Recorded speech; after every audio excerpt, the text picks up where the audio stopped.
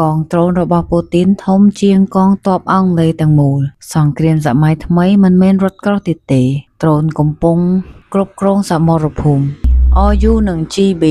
87,000 ដ្រូនត្រប់តើពិភពលោកកំពុងចូលសង្គ្រាមបែបថ្មីសង្គ្រាមយន្តហោះគ្មានមនុស្សបើកកងដ្រូនថ្មីរបស់លោក Vladimir Putin ធំជាងកងទ័ពអង់គ្លេសទាំងមូលព័ត៌មានសំខាន់រ៉ូស៊ីលោក Vladimir Putin បង្កើតអង្គភាពទ័ពយន្តហោះគ្មានមនុស្សបើក Drone Force ថ្មីវិទ្យាស្ថានសិក្សាសង្គ្រាម ISW មានទាហានជាង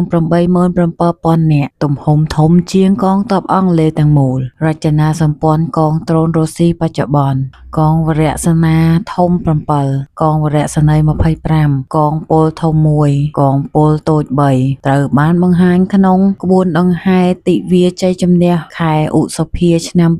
2025 នៅមូស្គូផែនការពង្រីកឆ្នាំ 2026 រ៉ូស៊ីមានគម្រោងបង្កើតបន្ថែមកងពលតូច 1 កងវរសេនាធំ 4 កងរស្នីយ៍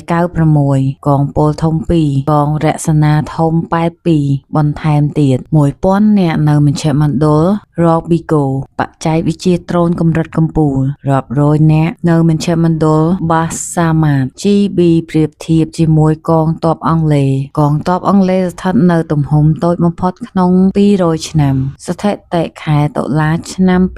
2025 ទាហានពេញម៉ោង 74,270 នាក់ទាហានបម្រុង 25,710 នាក់អ្នកអាចបើកដ្រូនបានត្រឹមប្រហែល 3,000 នាក់ប៉ុណ្ណោះបញ្ហាកងទ័ពអង់គ្លេសថវិកាមានកំណត់កងទ័ពបម្រុងខ្វះគ្រឿងសឹកអាវុធយានយន្តការបណ្ដុះបណ្ដាលគ្រប់គ្រាន់ការឆ្លើយតបពីរ